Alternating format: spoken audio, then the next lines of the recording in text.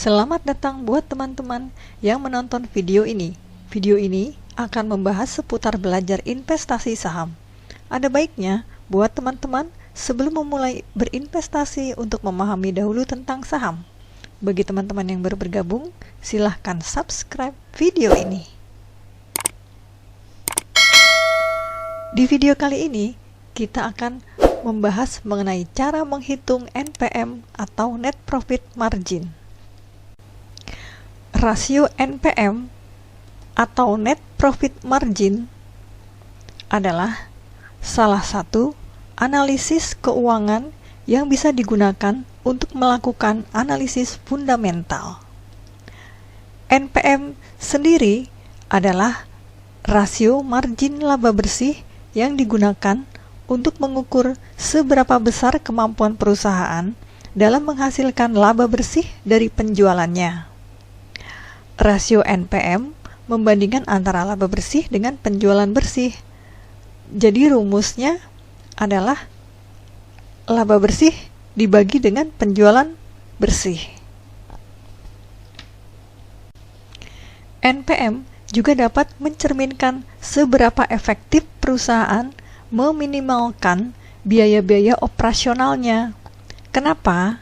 Karena besar kecilnya laba bersih yang mampu diperoleh dari penjualan sangat dipengaruhi oleh kemampuan perusahaan dalam menekan beban pokok penjualan, lalu beban operasional, beban umum dan administrasi, serta beban-beban lainnya. Ini adalah data histori yang diambil dari website ICBP. Sebagai contoh, perhatikanlah laporan keuangan ICBP ini.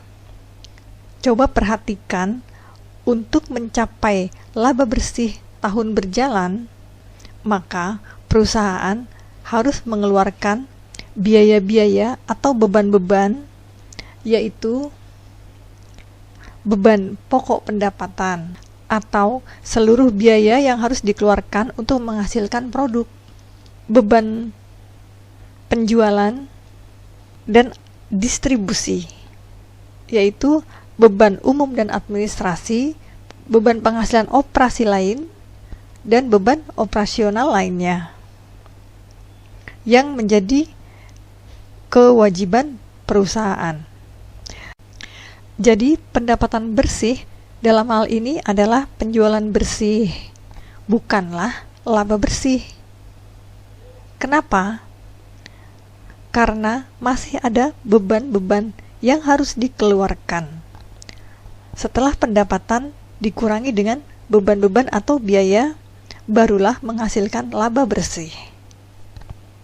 Bila pendapatan bersih perusahaan besar, tetapi kalau perusahaan tidak mampu mengelola beban atau biaya atau pengeluarannya, maka hal tersebut akan berdampak pada penurunan laba bersih perusahaan, yang berarti perusahaan tersebut tetap dikatakan jelek dari sisi fundamentalnya.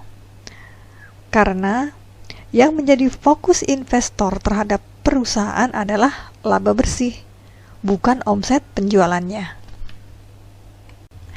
Sekarang kita coba untuk menghitung net profit margin atau NPM dari laporan keuangan ICBP, di mana data historisnya diambil dari website ICBP.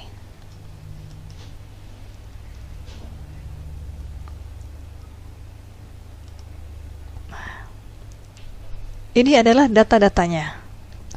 Rumus menghitung NPM adalah net income dibagi dengan total sales atau laba bersih dibagi dengan total penjualan. Untuk menghitung net income, maka menggunakan laba rugi ke entitas induk.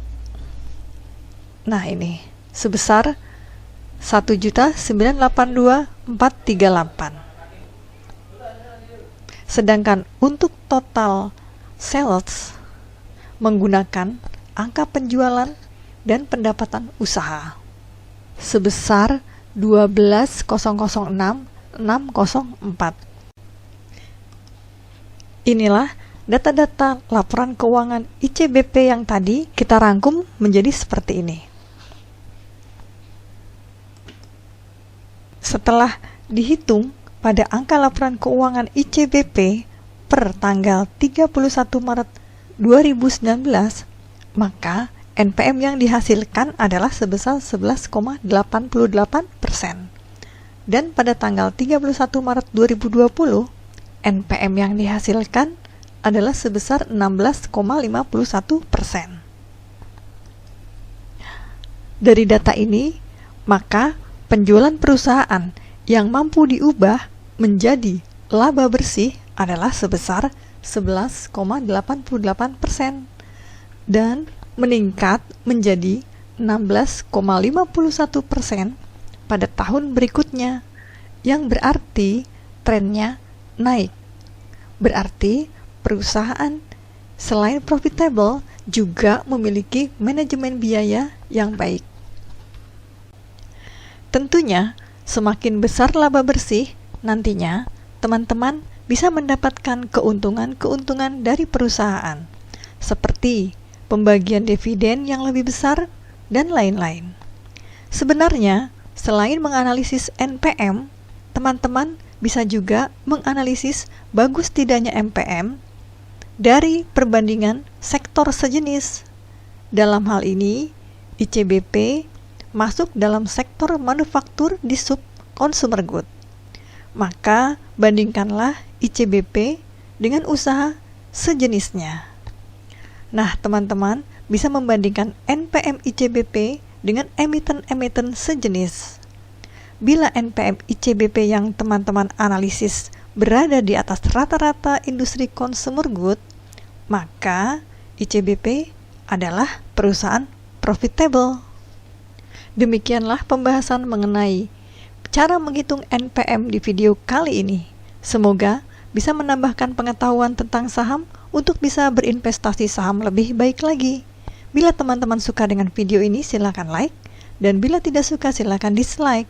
Sampai jumpa di video berikutnya dalam pembahasan mengenai investasi saham. Terima kasih, semoga bermanfaat. Salam.